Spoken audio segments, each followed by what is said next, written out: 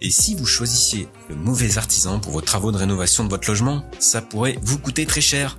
Devis faramineux, délais qui s'éternisent, risque de mauvaises surprises, cela peut vite devenir un vrai casse-tête. Alors Jérémy, lui, a traversé tout ça. Il voulait bien faire, mais a vite compris que ce n'était pas si simple. Dans cet épisode, il nous raconte comment il a trouvé des professionnels fiables et quels pièges il a réussi à éviter. Peut-être que son expérience vous évitera des galères à vous aussi.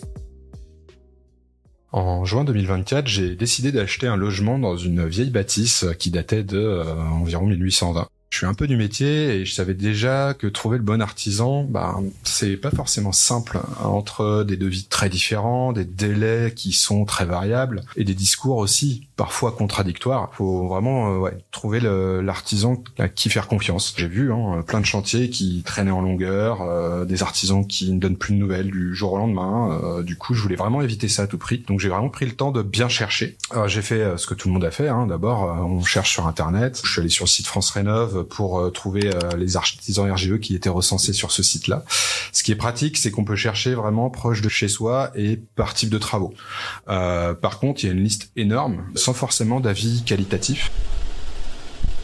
J'ai compris une chose, tous ne se valent pas. Certains donnaient un prix en quelques minutes sans même voir la maison et d'autres promettaient des économies d'énergie énormes sans vraiment expliquer comment. Donc j'ai changé d'approche.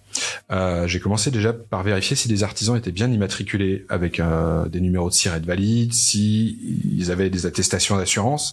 Alors vous avez eu raison Jérémy, car pour bien choisir son artisan, il y a quelques vérifications assez simples finalement qui peuvent éviter beaucoup de galères. Assurez-vous qu'ils soient bien immatriculés, qu'ils aient ce fameux numéro de SIRET valide.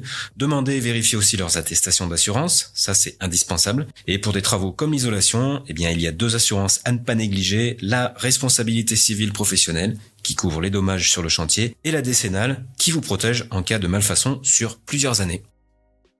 J'ai demandé des devis à plusieurs artisans et là, évidemment, ça a été un peu le grand écart. Il y a un artisan qui m'avait proposé un tarif super compétitif, mais qui détaillait pas vraiment les matériaux, ni comment il allait poser, ou sa prestation. Il y en a un autre qui était clairement hors de prix. Très très loin de mon budget. Et un troisième nous a plutôt détaillé ce qu'il comptait faire, quel était le type d'isolant posé, la marque, les techniques de pose. Finalement, j'ai choisi celui qui me semblait le plus sérieux. Et même si c'était pas forcément le moins cher, j'avais plutôt des assurances et des garanties que le travail allait être bien réalisé. Alors, Jérémy, c'est vraiment une excellente démarche, puisque un devis un peu trop vague ou trop alléchant doit toujours vous mettre la puce à l'oreille.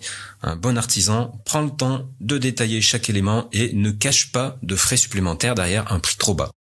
Vu qu'effectivement l'information est indispensable pour bénéficier des aides financières, je voulais que l'artisan soit vraiment qualifié RGE. Là-dessus, l'annuaire du site francerenov.gouv.fr permet de vérifier si l'entreprise est bien labellisée et c'est vraiment utile pour s'assurer de ça dans ce cas précis. J'avais aussi demandé autour de moi, un voisin avait fait des travaux similaires et m'a recommandé une entreprise avec qui ça s'était très bien passé. Je suis allé voir les travaux réalisés chez lui et pour le coup ça m'a définitivement convaincu de me lancer.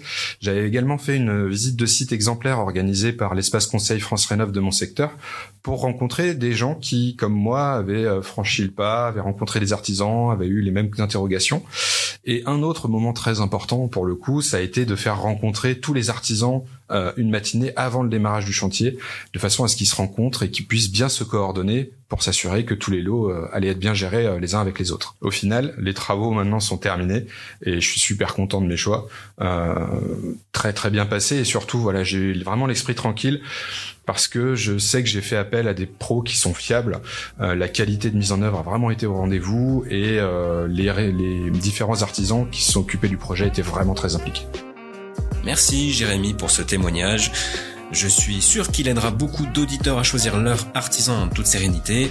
Et si vous avez un doute, pensez à demander un avis neutre et indépendant à votre espace conseil France Rénov. On se retrouve très bientôt pour un nouvel épisode de la FAQ Story de l'énergie et du climat.